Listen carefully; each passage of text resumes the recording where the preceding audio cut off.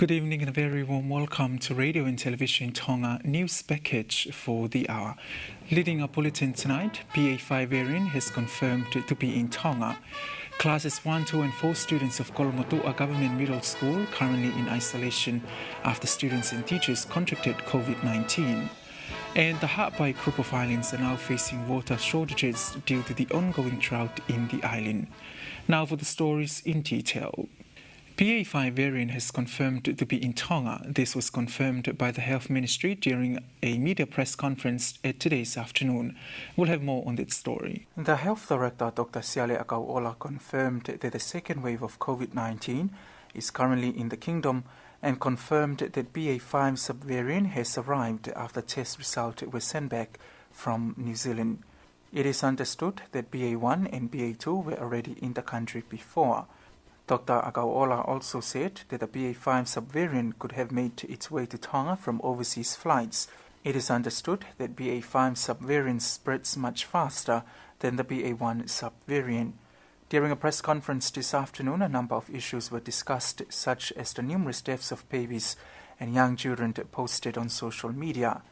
The concern is towards the reason behind these deaths, with some blaming the hospital and the COVID-19 vaccine. However, Dr. Akauola dismissed these claims and said that this death rate is normal within the first 6 months. He added that from 2019 January to July there were over 200 deaths, and from January to July this year the death rate hasn't reached this figure. Even though the figures for this year is incomplete, and once it is complete it won't reach the figures in 2019. Radio and Television Tonganese will continue to follow up on the issue. Ministry of Education and Training and the Health Ministry have decided to isolate students from classes 1, 2 and 4 of the Nuku'alofa Government Middle School following students and teachers infected from the COVID-19. Alice Tupo with the details. A class of 6 students tested positive after one of the teachers tested the students. This child's younger siblings, who also attend the school, are positive as well. These students began home isolation yesterday, Thursday the 25th of August, and they will complete the isolation on Sunday the 28th, and they will all return to school next Monday so that a team from the Ministry of Health could test them. Losekuluka says that the rest of the GMS Nuku'alofa students who are at school will continue to follow COVID restrictions and regulations and also use preventative measures to protect them and their families from COVID-19. Kuluka also encourages parents and guardians of their children to make sure they follow protocol as well and wear the school uniforms and face masks to protect them from the virus and avoid spreading it further. Reporting for Radio and Television Tonga News, I'm Alice Tupo. Most islands in Ha'apai are now facing water shortages due to the ongoing drought in the island. Meanwhile, the National Emergency Management Office, or NEMO, is underway providing assistance to the communities who have been affected from the drought. Mark Ake has more on that story. The Meteorological Department provided a drought warning to all islands in Tonga despite gale wind warnings. The impact of the drought is being felt by most islands in Ha'apai, with many water tanks there containing no water.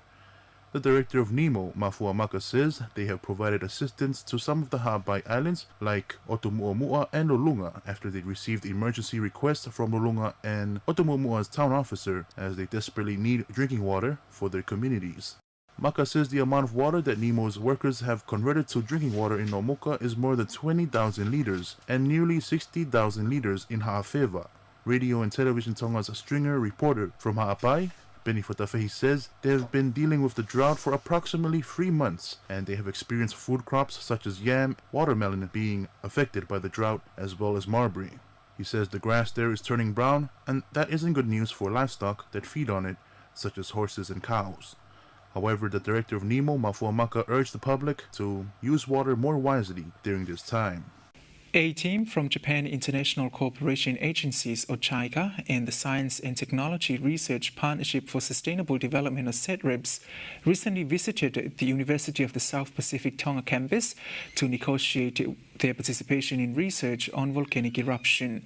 The team visited Tonga as a member of a survey team from Japan, part of JICA for the gigantic Nuku'alofa eruption, and they are now preparing for a JICA project in response to the eruption with Tonga, Fiji and Vanuatu. Mark Ake again with the detail. The team visited Tonga as a member of a survey team from Japan, part of JICA for the gigantic Nuku'alofa eruption, and they are now preparing for a JICA project in response to the eruption of Tonga, Fiji, and Vanuatu. The team's lead researcher said a large eruption is rare but may have a significant influence once it occurs. This project aims to effectively use what we learned from the recent huge volcanic event to reduce disaster risk of such eruptions.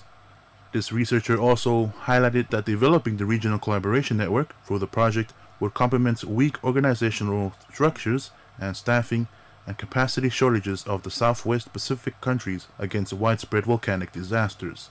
She said those who gain experiences and skills from this project would also contribute to reducing other natural hazards that the region is exposed to and developing the next generation of human resources. The purpose of the project aims to study and learn from the Nuku'alofa volcanic tsunami disasters in each country, including Japan, based on what happened, what could have happened, and what to improve on in the future.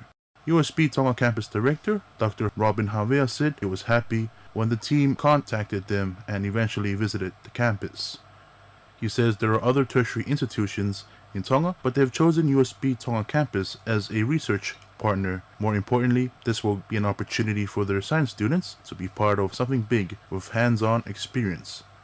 Dr. Havea expressed the campus's willingness to participate in this project, foreseeing possible benefits of science and geography students and also the campus in terms of resource upgrades and donations through this project.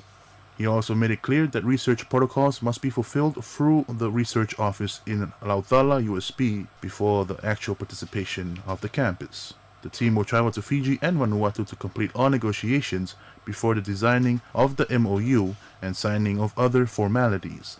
The project is expected to start next year and run for 5 years.